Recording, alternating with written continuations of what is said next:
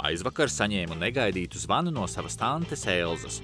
Tante padzirdējusi, ka krīzes laikā bankas pasaulē un arī Latvijā tiekot dalītas labajās un sliktajās. Viņa tagad vairs nevarot būt droša par savu zārka naudu.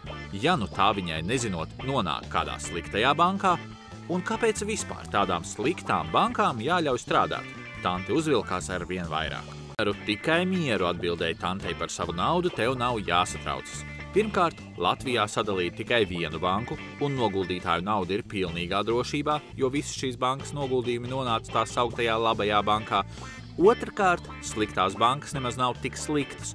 Vienkārši, lai šīs bankas varētu izdevīgāk pārdot, no bankas, kurai ir grūtības, tiek nodalīta daļa, kuras galvenais uzdevums ir problemātisku jeb sliktu ieguldījumu maksimāla atgūšana. Tik un tā nesaprotu, kādēļ kaut kas būtu jādala, nerimās tante. Redzi, teicu Elzas tantei, šī gada ābola raža tev padevās laba. Tikai daļu ābolu rudens vēju apdauzīti cilvēkiem tirgū nelikās gana pievilcīgi, lai tos pirktu. Ko tad tu ar āboliem iesāksi?